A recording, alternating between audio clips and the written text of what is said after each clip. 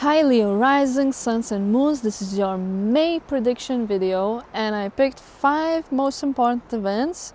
2 full moons, Pluto retrograde, new moon in Taurus and also sun ingressing into Gemini.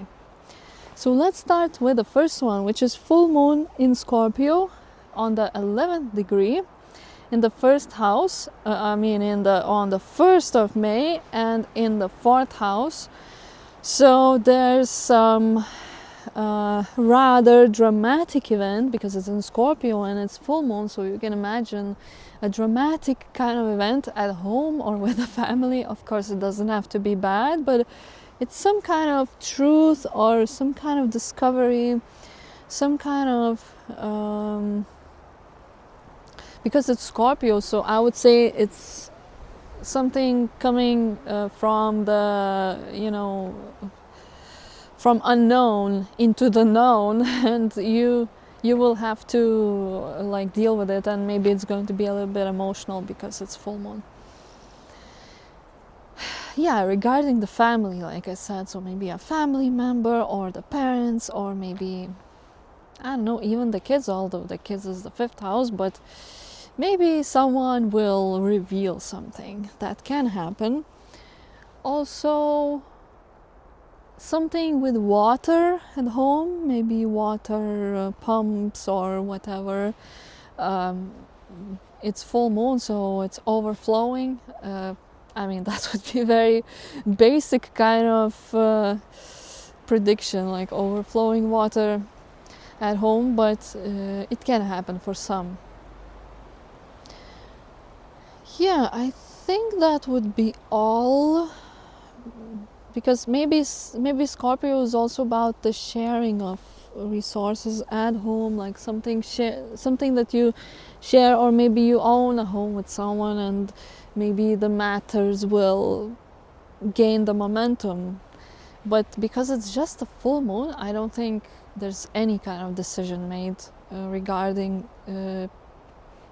this. If you share a home with someone and you had a divorce and now you want to get that home to yourself, that probably will not happen, but maybe some news could arrive regarding that.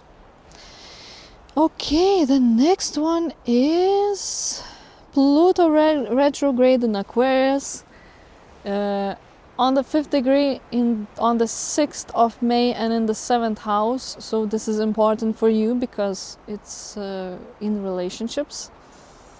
So Leo risings, more than any other sign in zodiac, that is having a very emotionally intense time with whoever they date, see, or are in a relationship with, because you will see that the person you're with might have a very big ego. And obviously this is always kind of a problem if there's any problem in a relationship. But for you, it may seem that that person wants to control the situation a little bit. However, this also means that there's a lot of intuitive kind of bonding and telepathic kind of connection, and it just feels different, it just feels so deep. And Pluto retrograde obviously amplifies this aspect a little bit, but it also makes you reflect on the depth, on what kind of the relationship you have, and if there's any ego kind of issue, it will probably intensify for a little bit. And this Pluto is highlighting the issue so that later you can, do something about it and resolve it. So, intense time in relationships, but it's needed because Pluto is always about purging and making you your true self, or making the matter the way it has to be, not necessarily like what you wish it would be, or that would be bad to say, not necessarily like if you have delusions or illusions, then that might not, work, because Pluto is about reality. There was something flying.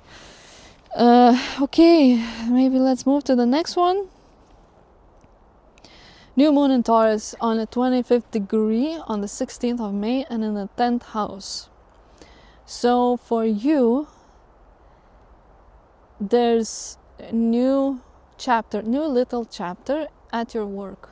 So if you were, let's say, looking for a job and you applied and you were if you were waiting for the start, or you were waiting for the news, so maybe you are receiving those news around the 16th, or maybe you are starting the job on the 16th, because new moon, it's probably more about the start than the news, but it can be the news as well.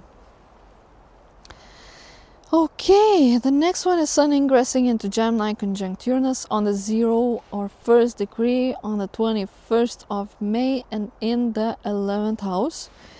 So Leos, as much as they are not about friendships, but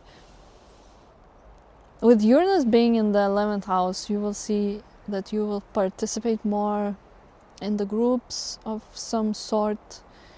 You will make new friends, and this is happening for the next 7 years, but Sun now is highlighting it.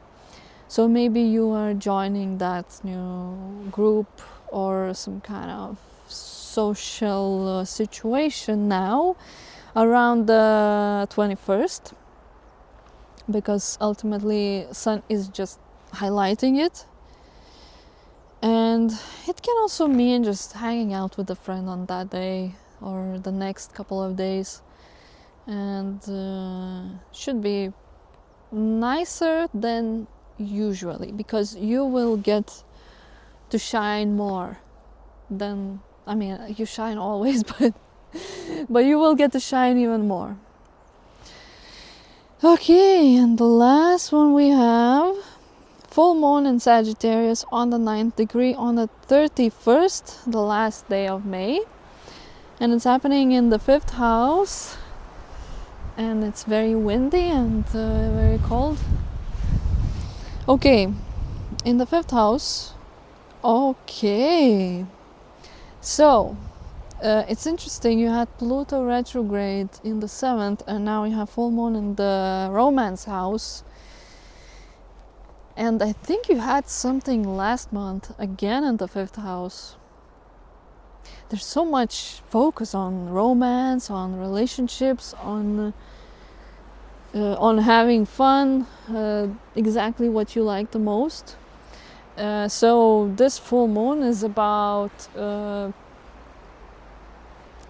fun, entertainment, maybe intimate kind of interaction, about fulfillment. But because it's also full moon, for some people it can be some emotional situation that maybe you didn't see coming, regarding like, let's say, a new person that you were dating, and it can be some kind of news about that person. So hopefully it is good. It is good news. Especially if you are dating a foreigner, maybe there's going to be like agreement of let's meet, I don't know, like a long distance kind of trip and a romantic meeting. Yeah, I was just blending everything. So yeah, I think it's an exciting month for you. And there's going to be a lot of things in your love life, and we'll see what happens. Okay, thank you for watching. Please hit the like, please hit the subscribe, please hit all the buttons that you see except unlike, and unsubscribe, don't hit that. But yeah, see you next time in June.